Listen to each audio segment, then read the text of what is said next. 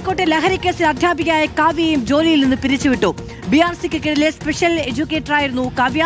അധ്യാപികരുടെ ലഹരി ഇടപാട് അറിഞ്ഞപ്പോൾ ഞെട്ടലുണ്ടായെന്ന് BRCയിലെ മറ്റധ്യാപകർ പറഞ്ഞു.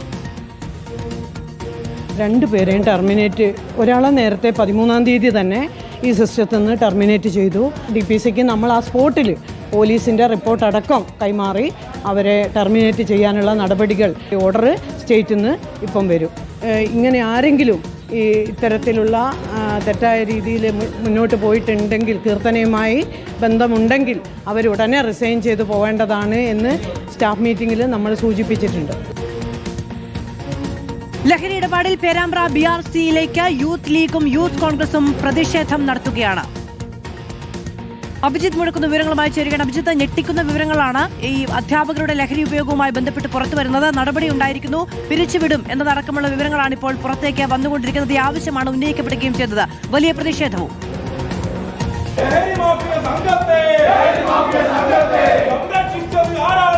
മാധു, അങ്ങനെ തന്നെയാണ്. രണ്ട് അധ്യാപികമാരുടെ ലഹരി ഇടപാട് വലിയ ഞെട്ടലോടെയാണ് കേട്ടത്. കാവ്യ, കീർത്തന എന്നിങ്ങനെയാണ് അവരുടെ പേര്. ലക്ഷങ്ങൾ ഇവരുടെ അക്കൗണ്ടിലേക്ക് ലഹരി ഇടപാടുമായി ബന്ധപ്പെട്ട് എത്തി എന്നുള്ളതായിരുന്നു പോലീസിന്റെ കണ്ടെത്തൽ. അങ്ങനെയാണ് ഇവരുടെ അറസ്റ്റും ഉൾപ്പെടെയുള്ള കാര്യങ്ങളിലേക്ക് പോലീസ് കടക്കുകയും ചെയ്തത്. കൂടുതൽ അന്വേഷണത്തിലേക്ക് കൂടി പോലീസ് കടക്കുന്നു. ഇരുവരും പേരാമ്പ്ര BRCക്ക് കീഴിലുള്ള അധ്യാപികമാരാണ്. നിലവിൽ ഇവർ രണ്ടുപേരെയും ഇവിടെ നിന്ന് പിരിച്ചുവിട്ടിട്ടുണ്ട്. പക്ഷേ കൂടുതൽ നടപടി ഇതുമായി ബന്ധപ്പെട്ട് വേണം എന്നാവശ്യപ്പെട്ടുകൊണ്ടാണ് ഇപ്പോൾ വലിയ പ്രതിഷേധം പേരാമ്പ്ര BRCക്ക് മുൻപിൽ നടക്കുന്നത്. MSF, KSU, youth Congress, youth league അങ്ങനെ വലിയ പ്രതിഷേധം ഇറങ്ങിയിരുന്നു.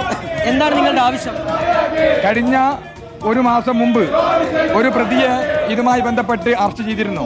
ആ സമയത്ത് തന്നെ യൂത്ത് ലീഗിന്റെ ഭാരവാഹികൾ ഈ ബാക്കി വരുന്ന പ്രതികളെ കൂടി അന്വേഷിക്കണമെന്ന് ആവശ്യപ്പെട്ടിരുന്നു. പക്ഷേ അത്തരം പരാതികളെയൊക്കെ വളരെ നിസ്സാരമായി കാണുന്ന സമീപനമാണ് BPC ഉൾപ്പെടെയുള്ള ആളുകൾ കാണിച്ചിരിക്കുന്നത്. അതുകൊണ്ട് ഇതിൽ മറ്റു ജീവനക്കാർക്ക് പങ്കുണ്ടോ, അല്ലെങ്കിൽ ഏതെങ്കിലും വിദ്യാർത്ഥികളിലേക്ക് ഇത്തരം ലഹരി കടത്ത് നടന്നിട്ടുണ്ടോ എന്ന് പരിശോധിക്കപ്പെടണം. മുഴുവൻ ആളുകളെയും നിയമത്തിന് കൊണ്ടുവരണം. ഇവരുടെ സാമ്പത്തികമായ സ്രോതസ്സുകൾ അതേക്കുറിച്ച് പഠിക്കണം. BPCക്കെതിരെ നടപടിയെടുക്കണം.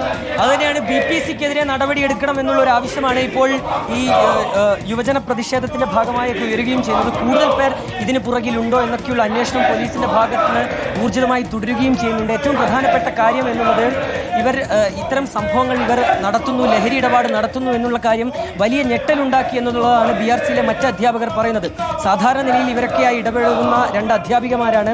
പക്ഷേ ആദ്യം കീർത്തനയെ ഈ രീതിയിൽ ലഹരി ഇടപാടുമായി ബന്ധപ്പെട്ട് പിടിക്കുന്നു. കീർത്തനയുടെ ഒപ്പം ഉണ്ടായിരുന്ന ആൾ തന്നെയാണ് കാവ്യ. അപ്പോൾ കാവ്യയോട് സംശയം തോന്നി BRCയിലെ മറ്റ് അധ്യാപകന്മാരൊക്കെ ചോദിച്ചിരുന്നു. പക്ഷേ ആ ഘട്ടത്തിൽ പോലും ഇവർ അറിയില്ല എന്നുള്ള കാര്യമാണ് കാവ്യ ഉൾപ്പെടെ പറഞ്ഞത്. പക്ഷേ പിന്നീട് പോലീസിന്റെ അന്വേഷണം ഊർജിതമായി നടക്കുന്നു. അതിനൊടുവിലാണ് ഇപ്പോൾ ഈ കാവ്യയുടെ അറസ്റ്റ് കൂടി പോലീസ് രേഖപ്പെടുത്തുകയും ചെയ്തിട്ടുള്ളത്.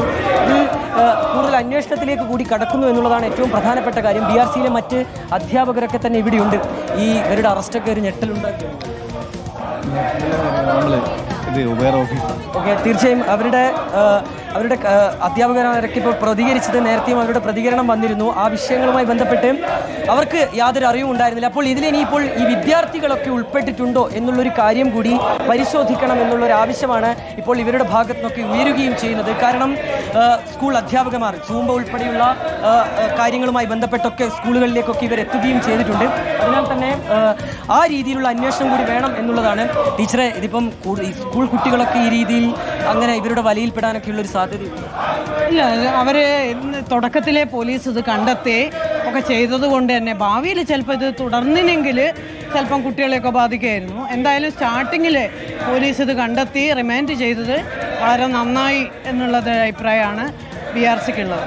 അതിലിപ്പോൾ ഇവരെ പിടിച്ചുവിടാൻ തന്നെ ബാക്കിയുള്ളവർക്കൊക്കെ ഒരു ഞെട്ടലുണ്ടായി കാണുമല്ലോ. അങ്ങനെ പ്രതീക്ഷിച്ച് കാണില്ലല്ലോ. ഇല്ല, അത് ഞെട്ടലുണ്ടാകാൻ ഇവരാരും ആരും അങ്ങനെ അതിലൊന്നും പങ്കാളികളാകാൻ സാധ്യത ഇല്ല. 100% ഉറപ്പുണ്ട്.